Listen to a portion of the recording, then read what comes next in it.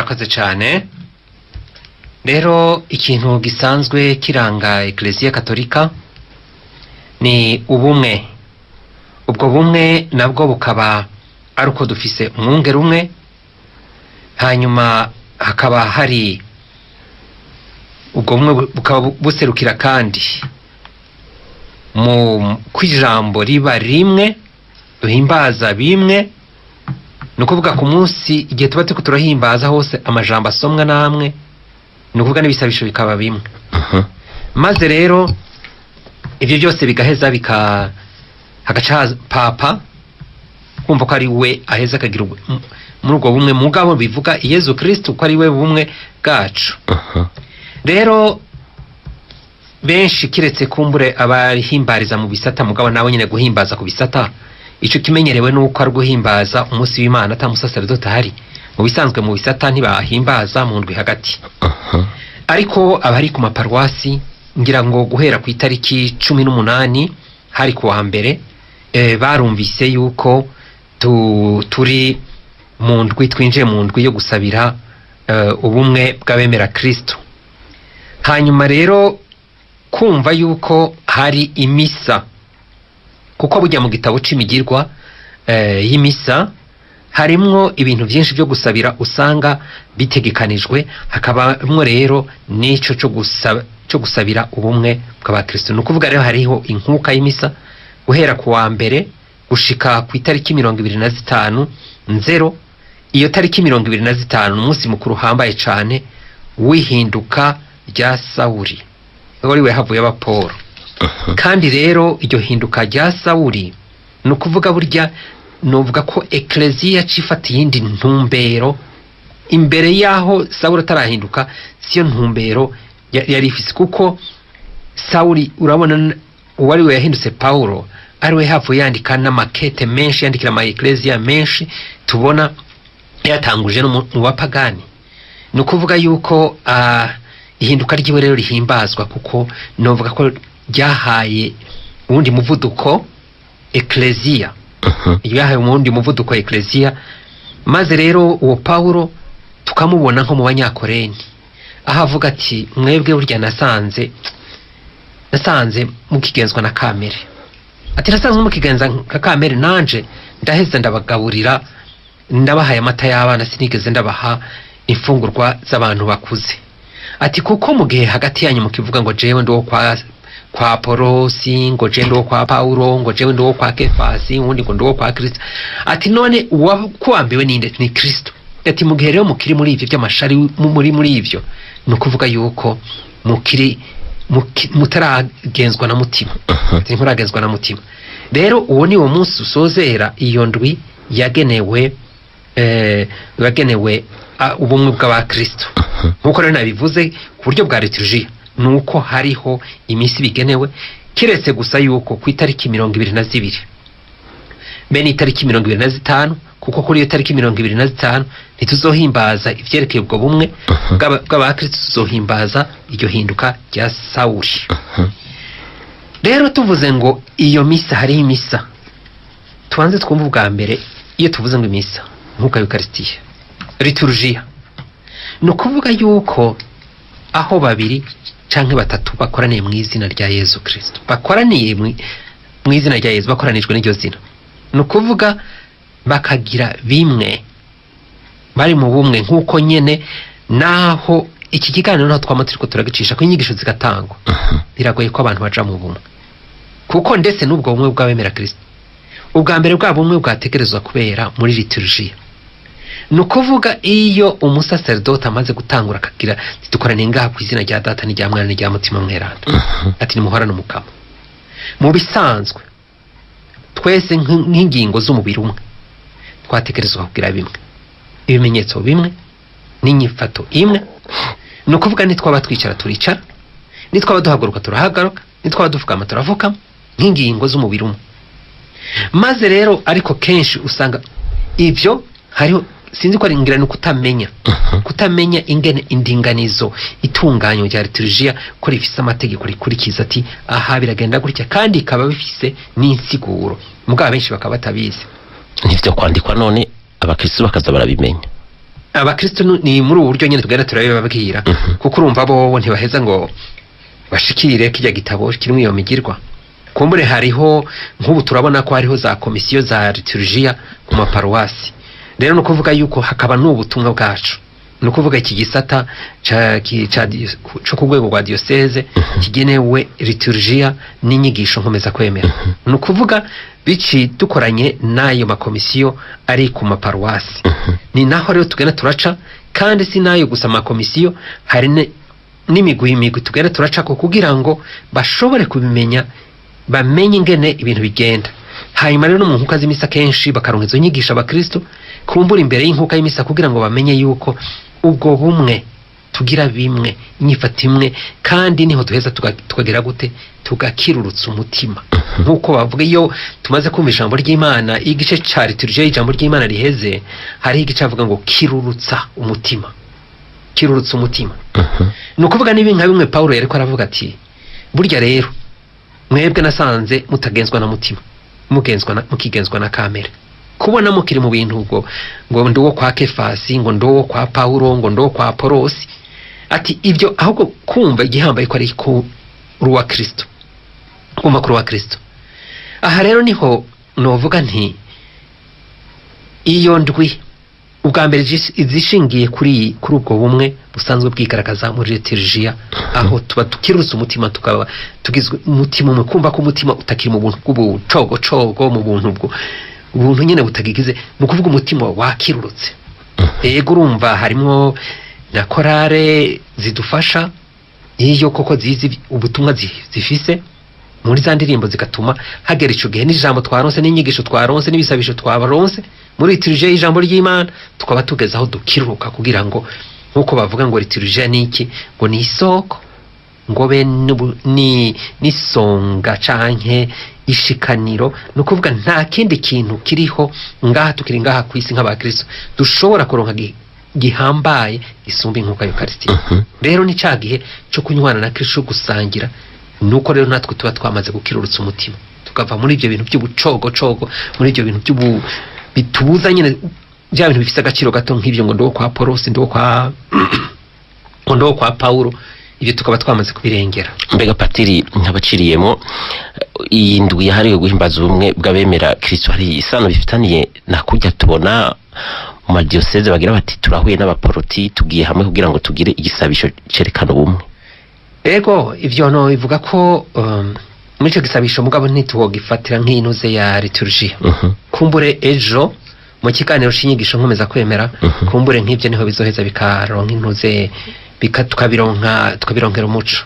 Kuko ngaha novuga ku bwa liturgia ni iyo ntuzi, iyo misa ifise amategeko ikurikizwa, kandi no kuvuga ibyo duhimbaza mugabo vyerekeye ubwo bumwe. Mbizo ciba ryari iyi misa yindwi yagenewe ubumwe? Turiko turayibamo nk'ubu tuyirimo kiretse gusa ku itariki 22 aho tuzoba duhimbaza Agnes Mweranda bene ku itariki 25 n'ahandi niyo turiko turahimbaza. Nukuvuga mu nkuka y'imisa niyo bamaze kumva neza, kiretse uwo bayasamaye nawe nyine arinze samara, sinzi ibyo yoba arimo, sinzi ibyo bayarimo. Nukuvuga ntaba ari muri bwa bumwe bw'iki bwa Ecclesia.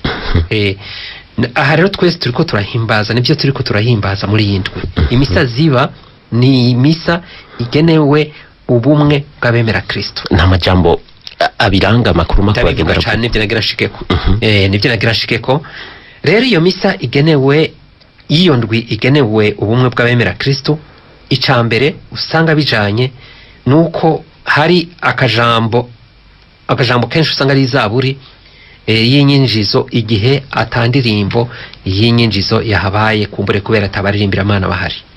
Mugabo rero n'igihe abaririmbira Imana bahari, arabaririmbira Imana bazi ibyo turimo, bazi koko bajana, bamaze kwinjira mu bya liturgia, kuko nabo nyine barategerezwa, basabwa kwiga kumenya ibya liturgia. Maze rero igihe nabo nyine babizi ibya liturgia, bakamenya nk'indwi ko ari indwi yagenewe ubumwe bw'Abakristo, no kuvuga nabo barondera indirimbo ijanye y'inyinjizo, ijanye n'ubwo bumwe bw'Abakristu. Hanyuma rero igihe iyo ndirimbo atayihari, kuko hari igihe ushobora gusanga mu misa zo mu ndwi hagati ari nk'abantu nyene bagerageza, ashobora kuba agerageza afasha abandi. Rero igihe atayihari hariho ijambo, hari ako kajambo k'inyinjizo kajana neza neza n'ubwo bumwe bw'Abakristu. Hanyuma ahandi hari igihe umusaserdoti aba ariko arinjiza Abakristu, inyuma yahorana umukama, igihe aba ariko arabinjiza araheza akababwira n'amajambo ajanye n'ubwo bumwe bw'Abakristu. Hari rero n'igisabisho c'ikoraniro, cyo twita igisabisho c'ikoraniro. Iki ndakigaruka ko kugira ngo abantu bacumve. Murazi yuko twibukanye yuko guhera tugitangura umusaserdoti akitwinjiza kugira ngo tubikoraniro tuba duhagaze.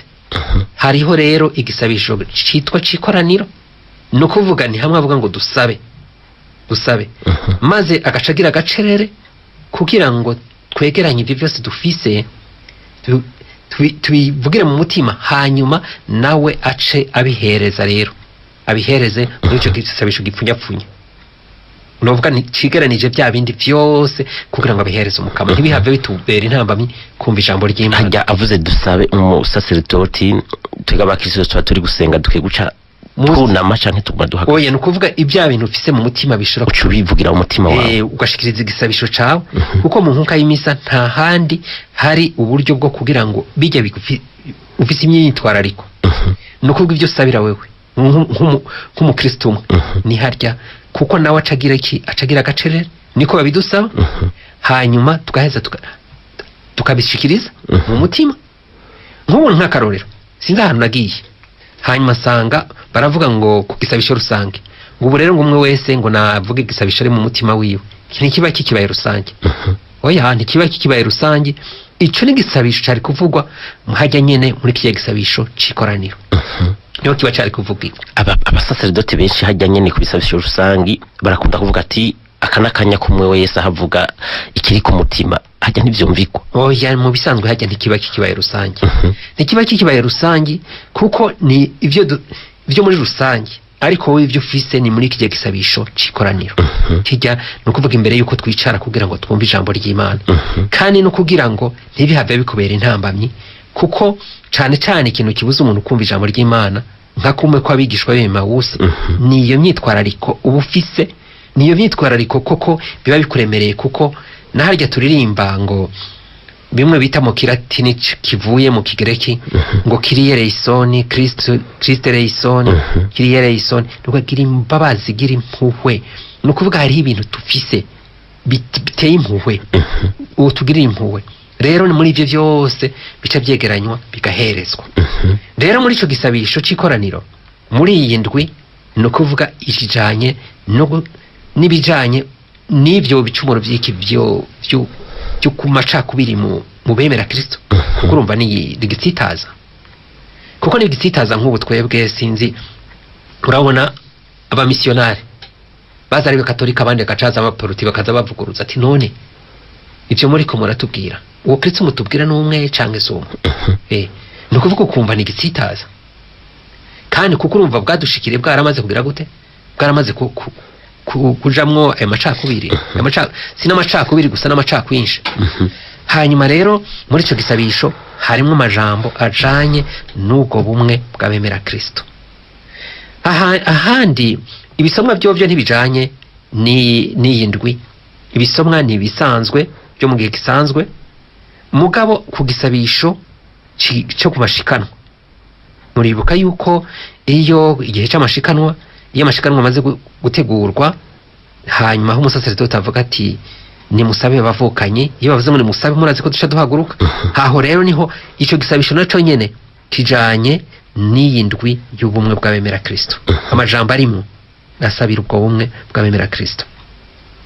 Hanyuma ibisigaye iprefasi ni isanzwe ikoreshwa.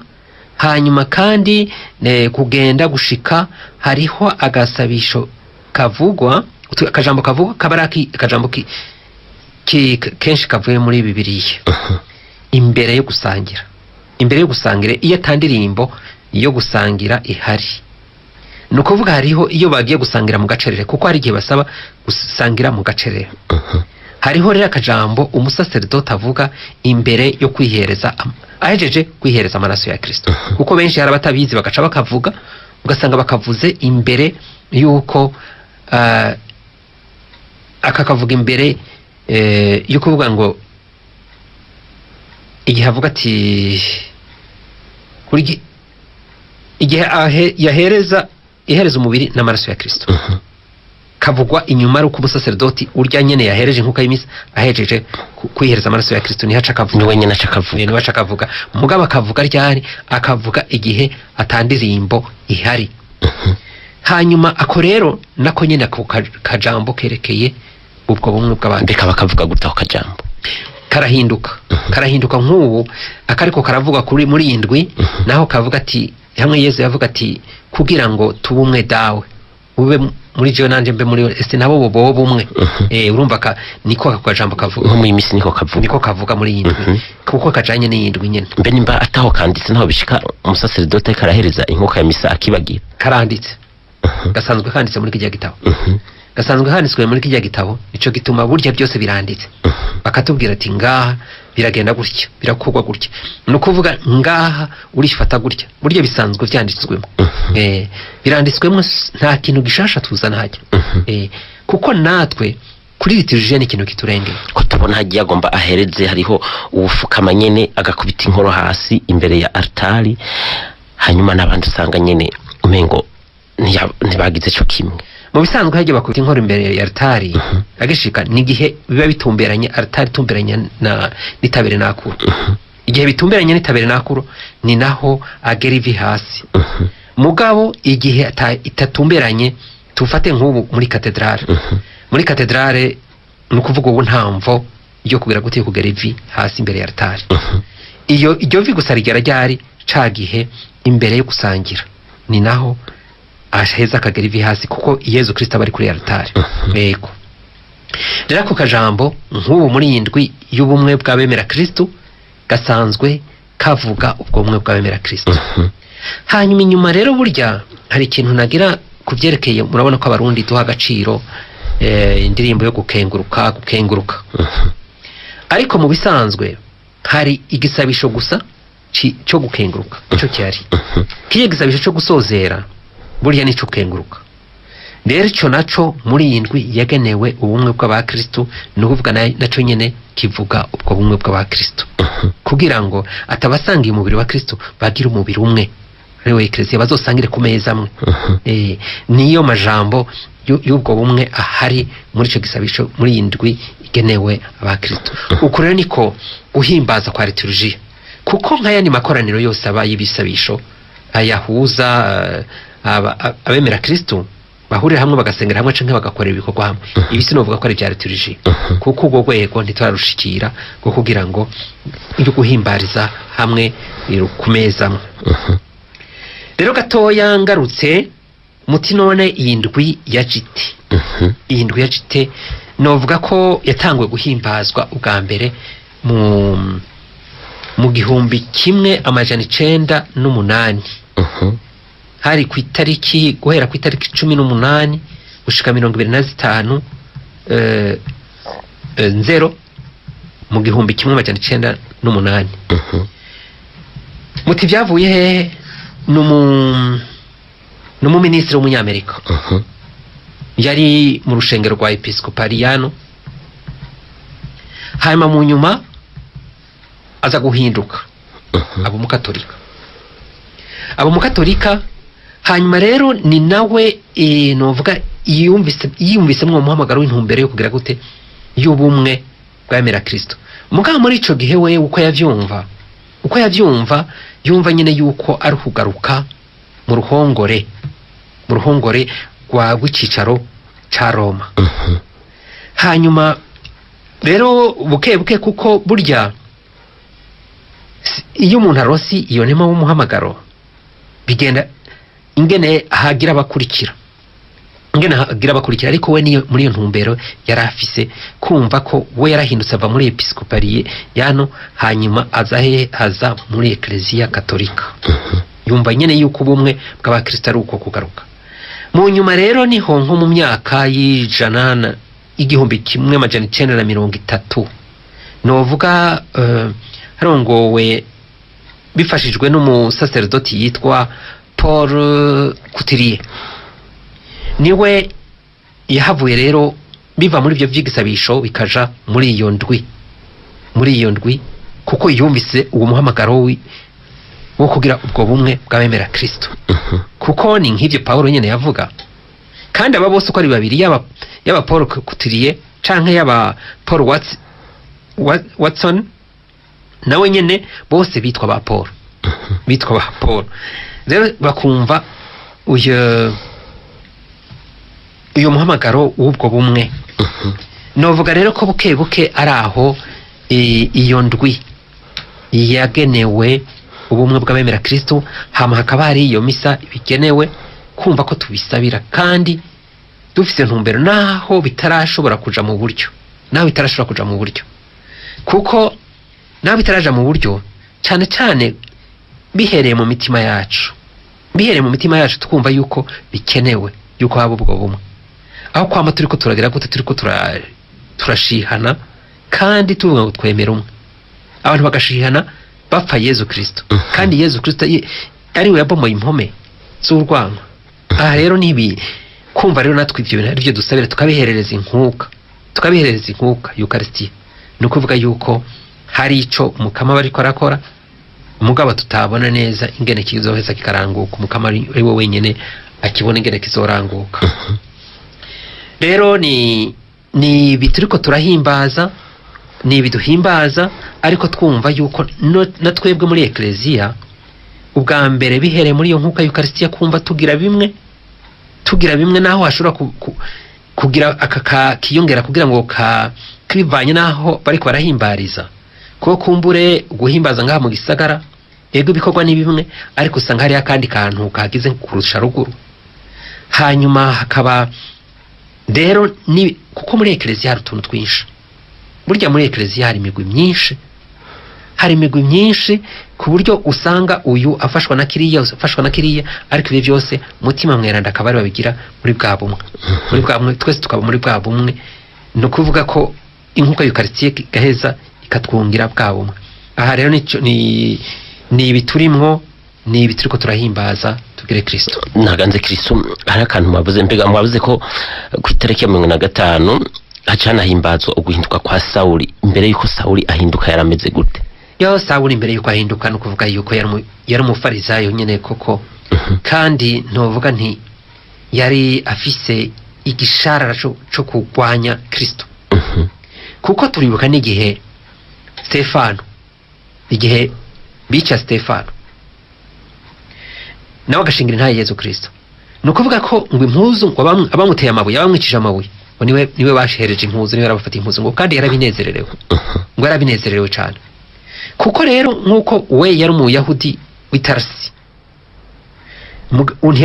ariko aravuga ko wenyene yagiye kwiga yagiye ngo yigishijwe ngo Yerusalemu na Gamariyeri, ngo kwishuri giyo. Hama arabivuga wenyene mu ikete yandikiye abanyafilipi, niho avuga ati imbere yuko ndamumenya jewe ati hari ibintu byinshi no kwishimira.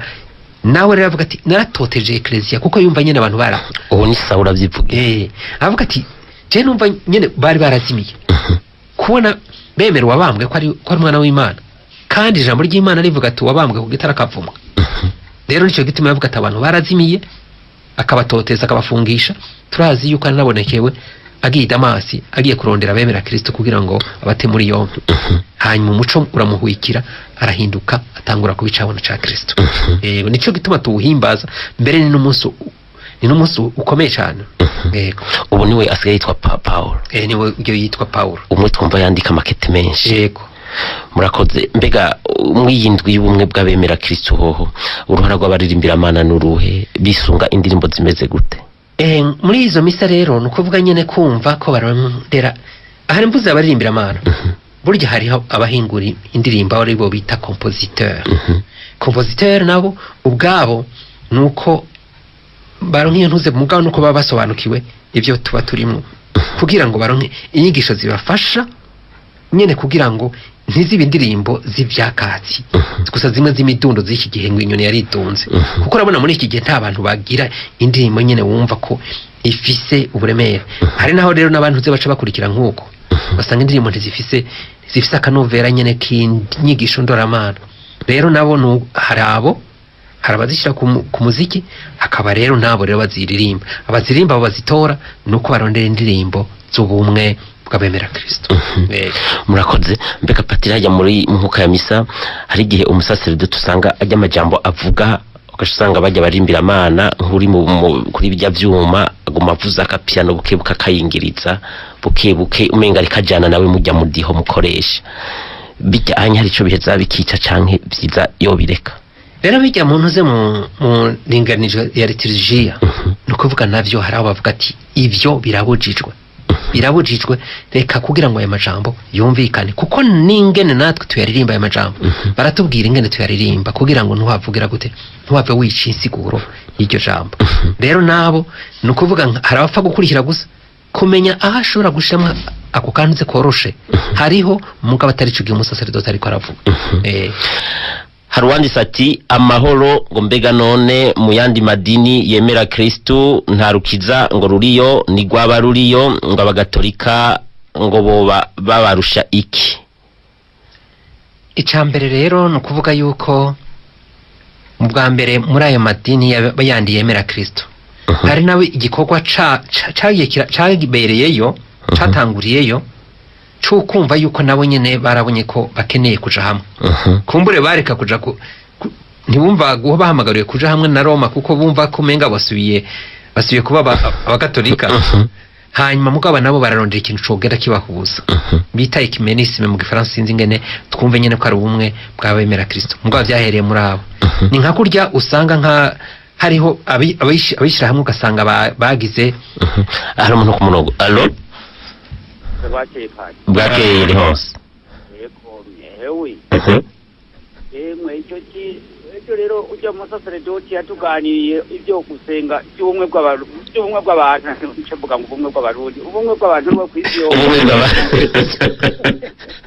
ubumwe bw'Abakristu ubumwe bw'Abakristu icyo musenyeri yakiyago yaratuganiriye atubwira ati abantu bose mu kuza gusenga nk'uhimbarisha wewe ibyo yovuga ibyerekeye byo kumenyesha ijambo ry'Imana ryo kumunezezwa n'iby'Imana umuntu akareka kutora abandi canke akareka kubavuga icyo aboye rego umuntu uri kuramuvuga neza akumva ko uko bihimbaye niho aca anyaruka kuraba nawe nyene mbere hano mu kigazi Padiri mukuru wacu nawe nyene mu gitondo mu gitondo yatubwiye tugira ushaka kuvuga ko abantu bakwiyegereza ati reba neza ko ubegere nawa umuntu yari yahumbyeyo yaravuze gutya yaratabaje ngo mbega Yezu umwana w'Imana ngo adupfike urabona ko bamwe baramutesheje ngo mbere ngo utuba inyuma nawe akomeza aravuza induru rero kugira ngo ubone abantu ko bakwiyegereza erega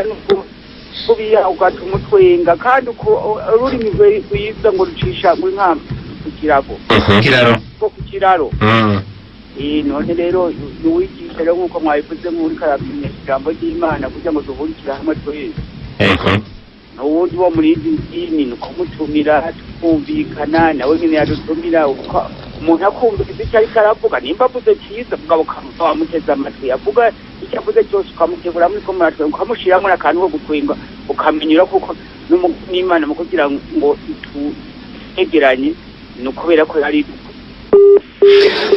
Leonce ngira ngo Padiri arakoze asa n'ubutanzi interera ko arakoze nyene kuko hari abantu ushobora gusanga aho kugira ngo bigishe ijambo ry'Imana akagenda umva nyene bariko bigishwa nko kubandi akaza gusigura abandi bantu aho kugira ngo yigishe rya jambo ry'Imana ugasanga ariko yigisha iki ariko yigisha abandi nyene koko kandi naho nyene muri abariko arigisha ugasanga nta nabitahura bimwe iki rero ni ikintu avuze ni ikintu gihambaye cane mugaje ingaruka rero ku kibazo cabaje yari yabajije nagera ndakubwira ko muri aya mantuze bari bo batanguye iyo ntuze kugira ngo baje hamwe nyene kuko uko kuguma utunze tuvuka kame kaca hariya kagira gute urumva nyene ni bimwe Paulo avuga ati kumva bamwe ngo nabo kwa Apollo ngo nabo kwa Kefasi ngo nabo kwa Paulo ivyo bintu ati umuntu ntabaratwagwa na mutima mwerana bariko akoreshwa na kamere. Bose basenga bambaza izina rya Kristu ariko usanga bataritahura kumwe. Nivyo nyene ariko ndavuga ugasanga umaje gusambura ivyo undi yagize aho kugira ngo yigishe iyo ntuze uko kuri kwijambo ry'Imana. Yari yabajije ati mbega none ikintu hari umuntu ku murongo. Allo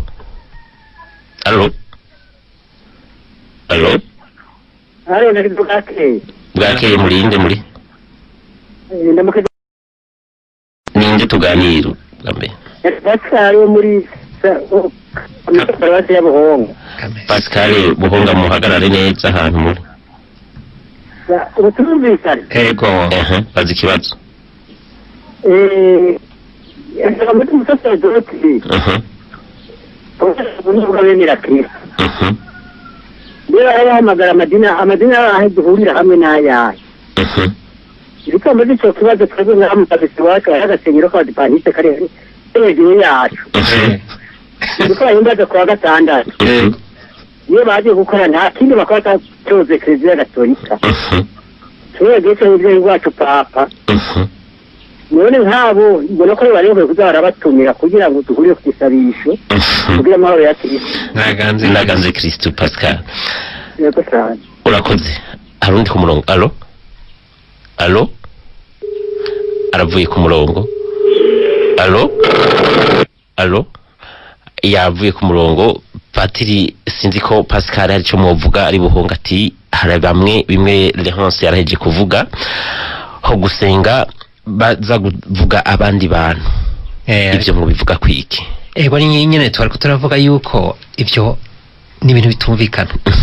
Ni ibintu bitumvikana aho kuja kuvuga abandi aho kuvuga Yezu Kristu. Vuga Yezu Kristu hama ni hanatubwira ati muzomenye ukuri maze ukuri kubagira bidegemvye. Kandi n'uyu munsi rero no muri indwi cyane ibintu by'isabato. Ibintu by'isabato nivyo tubona ko mu bintu byahamye Yezu kirimo. Sinzi rero ko abo Baptiste ko araba Kristu icarico. Sinzi ko araba Kristu. Iki rero nico twomenya twebwe ubumwe turiko turavuga nubwo abemera Kristu mugabo sinzi ko araba Kristu. Canke Abadventiste no kuvuga n'abakirindiriye. Abakirindiriye ko umengo barakunda kwinjira cyane ku ruharagwa na cyane ku izina rya papa bakaginjiramo cyane. Ari umuntu ku murongo. Amahoro ni Tasiano. Allo ninde tuganira. Ndi nawe mana Petero ndimi kwa samutoyi. Ngira amahoro Petero mumaze kibazo. Amahoro ndamukize umusaseredoti w'umukama. naramutse neza. Amahoro cyane. Bo dewe novuga ko ari intererano.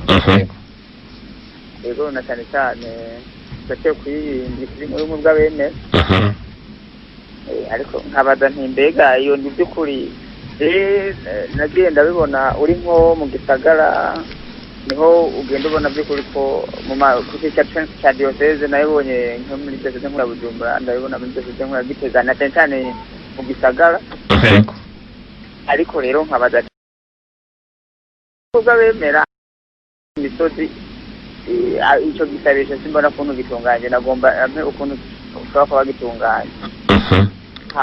Hamara nkavuga ati umusaseredoti w'umukama arakunda gushimikira ku baririmbira Imana. Bijyanye n'indirimbo ngero usanga bagenda bararirimba kandi n'ibyo je ndakunda kubibona. Bivanye n'ukwemera tuba dufite novuga yuko nubwo tuba turimbira Imana kenshi amasaba Imana siko tuba tuzi neza ukuntu atunganijwe usanga bimwe bidusoba. Ariko navuga ati rero namuvuga ati ese mwebwe nawo mukorana ubwo butumwa muza murashinga ikintu je nigeze ukibona muri katedrale ku Mushasha sinzi ko bagikurikiza nigeze ukibona muri myaka iheze aho abaririmbira Imana bagira urutonde bagaca barurungika ku iparuwase kugira ngo abajejwe amasabamana barukosore barurungika hasigaye nk'iminsi nk'itatu kugira ngo indirimbo badakunze bakayikuramwo bagaca bati yikuremo mu bisubirize. N'ubu rero ndiko ndavuga ku bisanzwe ko mu byifuza ndabona ko bitandukanye bosinga niyo migwi kugira ngo bakosore kuko nibyo abaririmbira Imana twebwe dukunda kujana n'ibigezweho turaza kuzana indirimbo iyi niyi tukaba bati kugira batwumve ko twayisohoye akayirimbo ko nyene mugabo byiza kugira ngo bazikosore botanga porogaramu hakiri kare bakavuga ati iyi ntiyemewe ikure mu misize n'iyindi none ubona icyo kintu gisohera mwana masamana kugira ngo amasamana ashobore gutungana neza murakoze cyane Petero. Hari undi ku murongo. Alo amahoro muri bande mutwakuye jewe ndi nk'urutasiye paruwasi n'igitaramuka kirikare guzinwe n'igiyasozi ya Muyinga ngira amahoro ego nagira amaze ndabaramutse amahoro neza amahoro cyane ima cyane kugira mwama mudushikiriza ukuntu bitwubaka hashima kandi no mu kibanza c'abadashobora kubakura bivanye n'utuntu kiyomerereye kuko nasanze babakurikirana cyane gose muduza akajwi Tasiyana ati hashima kandi no mu kibanza c'abadashobora kubakura bivanye n'utunite igirene bereye ukuntu nakazi bakundiye hama kandi nkasaba umufasi dote w'umukamimba byoshoboka kuko n'ubutumwa bahamagarirwa bashitse nk'ino turi naho abakristo bakayaga amaso mu yandi bakabaza n'utundi kibazo vyokomeye bire mukanazana nagrodiye neza cyane barabyifuza cyane amakabazo nashaka kubaza kuri ubu bumwe bw'abemera mu gihe bakoranye kuri abemera Kristu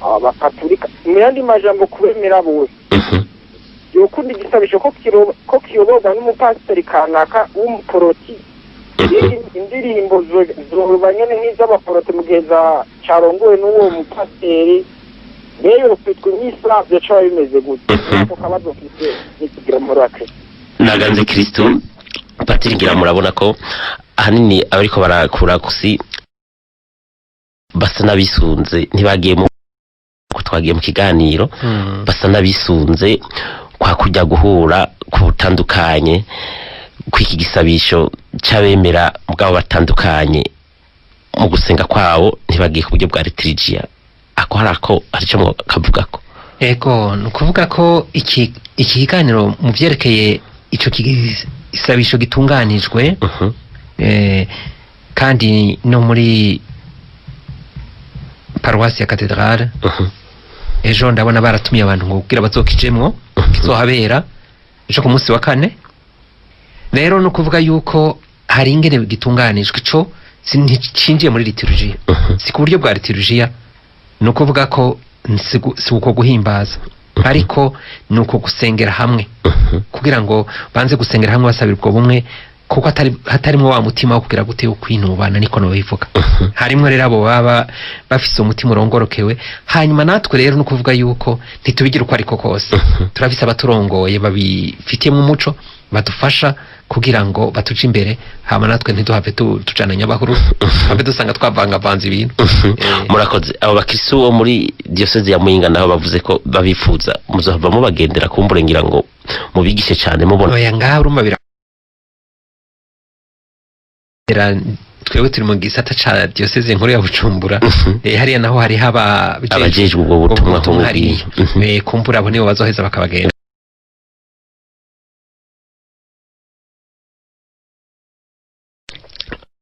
akabazo Padiri Musa n'abatavuze neza haciye batelefona akako muri paruwasi ya Buhonga aho uyavuze ati hariho ishengero y'Abadventiste lisenga ku munsi w'indwi nkuko babivuga ku isabato ati cyane cyane barakunda kwinjira cyane mu butumwa bwanye n'ubwiranda papa ati mbega none ni kubera iki atabose bakwiye kuronderwa cyane kugira ngo baze kwegerana n'abandi arumva nanje ico nikeneye ko ndibaza kumva yuko kuko ico turiko tushimikirako nubwo bumwe bw'Abakristu kandi ubwo bumwe bw'Abakristu twishimikiza iryo jambo rya Paulo ati igihe mukigenzwe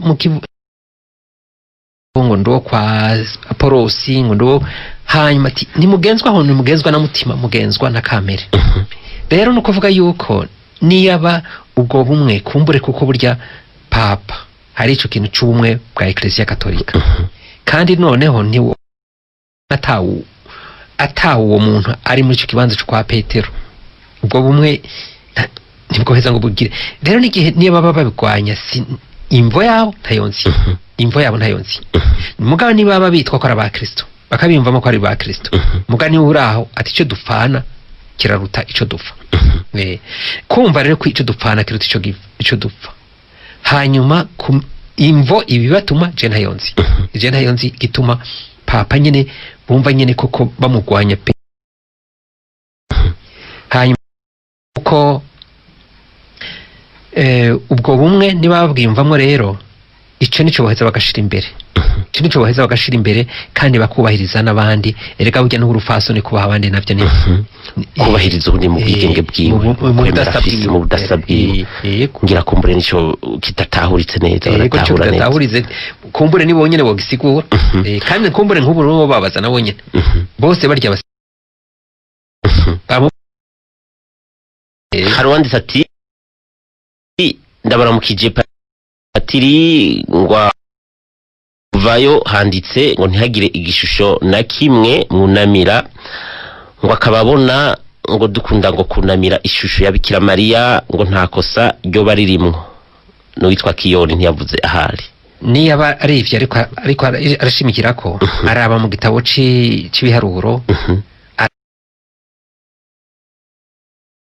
bishe inzoka hama nguzo irangamira yakomowe ngo hanyuma ngo azoheza kire. Ni aba rero avuga ati nta nico bari kigwamana. Inaco gituma rero bameze nk'abarya bameze nka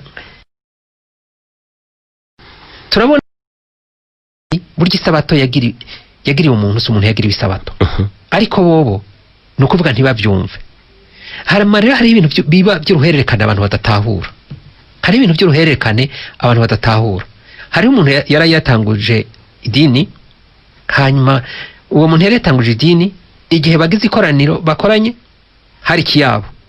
Ico kiyabo kikaguma kiza cishinza ku bantu kibatera bagarahama wa muntu ze arashavura kiravuga ati ico kiyabo kibohe. Igihe cyose bakoranye bakama bakiboha. Rero harageze igihe uyo mwene gutanga iryo tegeko arafa. Mugabo cyaga nico kuboha ikiyabo kibandanya gikoko. Rero bakibaza bati kugira ngo wigishe neza bati hategezwa kuboha ikiyabo. N'igihe cyaka yabo gipfuye baragenda bakarondera ikindi bakakiboha. Numva abagiye bagira ntibigeze bamenya iyo byavuye ko ari cyo kiyabo cyari ko kiragorana gusa. Ariko bo gaca babyinjiriza mu migirwa bumva nyene ko bitegerezwa gukorwa. Hari abantu rero bameze uko. Hari abantu bameze uko nukuvuga bakuri bapfa kwakira ibintu bimeze uko mugabo batazi imvo n'imvano yabyo. Benshi rugaca usanga baguma bakurikira uko bakabifata uko kandi ugasanga mbere ahubwo bagiye babikomeza gusumba kandi atari byo byategerezwa kugira gute. Atari byo byategerezwa kuba gushimikirwa ko. Yego. Witwa Ferdiane exata amahoro ngo ikibazo afise ngo nico kumenya imisa ngo ni iki bisigura ko ashaka kumenya imisa ico bisigura ngo hariho ngo wamubwiye yuko ijambo imisa risigura urupfu ngo ashaka kumenya ko ari byo. Uti umuntu yakubwiye ko ari urupfu yaraguhenze. Misa nukuvuga ryari ijambo ry'ikilatini rivuga ngo ite misa est. Nukuvuga ngo gende mu butumwa. C'est la mission. Hanyuma rero niho hace hava iryo jambo misa. Nukuvuga iyo tuvuye mu nkuka y'imisa harya mu kirundi naho babihinduye bakabihindura nabi ngo shenguruke turashikanye. Nukuvuga naho ryavuga mu kilatini ngo ite misa est. Nukuvuga gende mu butumwa kuko ivyamwa by'igihe c'inkuka y'Ukaristiya vyibonekeza mu buzima bwa misi. Mugenda mu vyamamazi. Ni ko kajambo kanyuma rero bari barakitiri mugabo hari igihe bavuga ngo ni misa canke bakavuga ngo ni Ukaristiya. Uraca rero afata iryo jambo ati ite nukuvuga gende misa nukuvuga gende mu butumwa gende mu gihe c'ubutumwa. Ngira ngo aravyumva Ferdiane. Harundi yagize ati ndabaramukije afise ngo ibibazo bibiri kimwe ngo ashaka kubaza Padiri ngo kubabaza ngo ni kubera iki umusaserdoti agishika mu isengero ashika soma altari nyeranda ikindi ngo ni kubera iki asoma injiri. Kumbure ni yabari wo muri diocese nkuru ya Bujumbura igihe baherutse gusubiza sengero ya katedrale bakayisubiza. Sinovuga ngo kusubira kwihezagira ariko kugira ngo isubire gukora. Sinzi ababikurikiranye ingene babonye ivyo umwepiskopi yakoreye kuri altare kugira ngo yegurirwe ico gikorwa. Amavuta yasizwe iki rero nuko vuga kugira ngo kuko Kristu kijya gihe abari mu musaseridoti akaba altare akaba n'imbago. Rero ko niwo bumva ko nicubahiro tuba dufitiye Kristu we yiherereza ngaho. Yego murakoze ngira yavyumvise. Unagize ati ndamukiriza Padiri n'umukristu w'imurayi ngo agomba kubaza Padiri ngo vyoshika ko inkuka ya misa yohera atarurimbo na rumwe ngo abaririmbira Imana baririmbye. Oya nawe no ivyari byose naho izaburi izaburi baravuga ati niba bamaze gushika imurayi bamaze gushika kuri ubwo rwego rwo kuririmba izaburi kandi hakaba ari umuntu w'umuhinga arimba neza iyo zaburi kuko ni ijambo ry'Imana guhera muri Vatikano ya kabiri ry'Imana. Ari umuntu ku murongo. Allo amahoro cyane Leonce uragarutse. Yego Musa ahajya ngo ni Imana mubire kinashira hasi kakihinda kinzoka ko yirutse ndaya yaciye yiruka aja kure kanye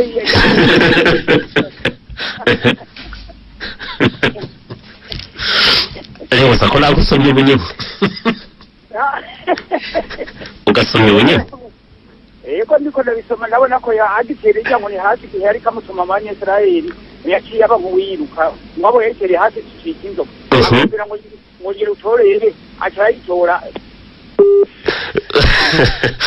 Padiri Leonce yagarutse kandi kubaza abuza ati mbega Musa none kiya gihe ijya nkoni byagenze gute ngira nshaka kumenya.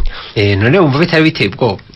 Reka byari biteye ubwoba. None wewe wari ufite inkoni wari wayibona mukabona yihindutse ikiyoka wewe woreka kwiruka gute. Mbega none Musa ico gihe byari bigenze gute hari habaye iki? Ni gihe yagira mutume kuja mu Misiri. Yamubwiye ati mbega burya je ndinde kugira ngo nubahuke Faraone. Hama aramubwira ati nzoba ndi kumwe nawe nikimenyamenya fati iyo nkono ufise yiterere hasi. Ayiterere hasi rero ihinduka inzoka. Hama aramubwira ati yifate umurizo yifate hama yifashe ihinduka inkoni. Rero kwari kugira ngo amwereke ko bazoba ari kumwe kandi iyo nkoni niyo novuga niyo nkoni zo kubitisha abanyamisiri. Nukuvuga ni bya bihano 10 novuga nibwo bubasha bw'Imana niyo nkoni y'Imana niyo nuko novuga. Leonce ngira ngo yavyumvise.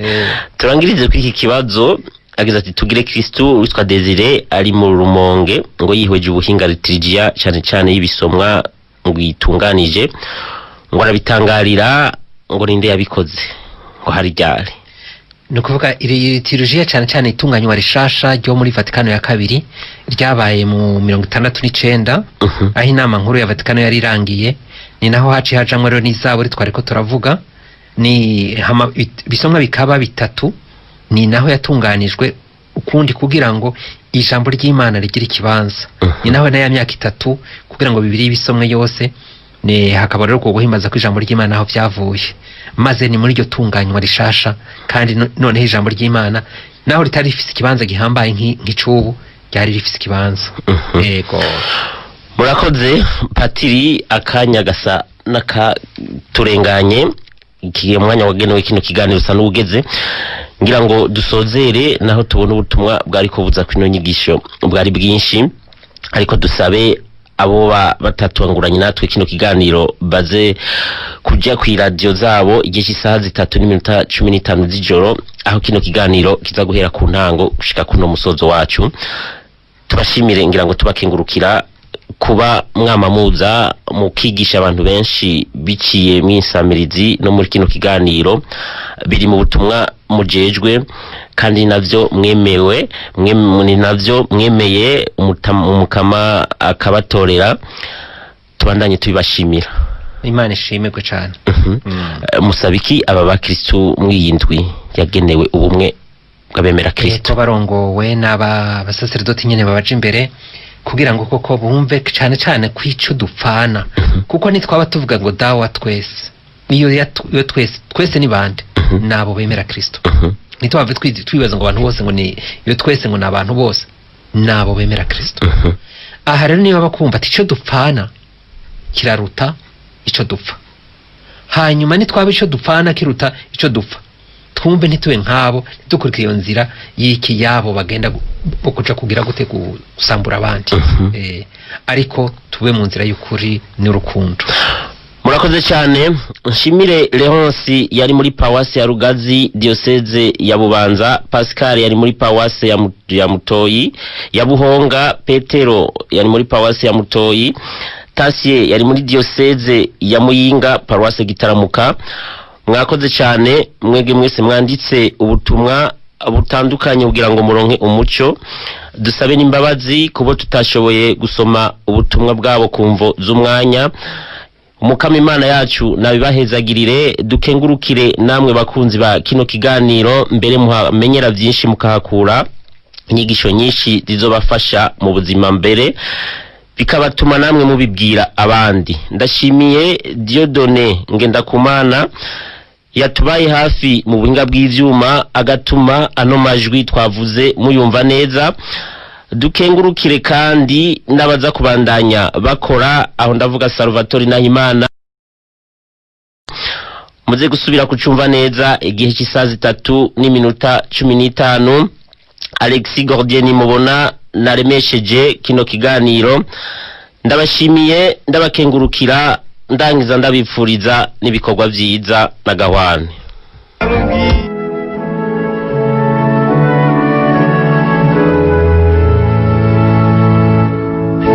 Cyari kiganiro cyari Kiliziya, ikiganiro kiduha umuco mu kwemera duhimbaza, naho ubutaha.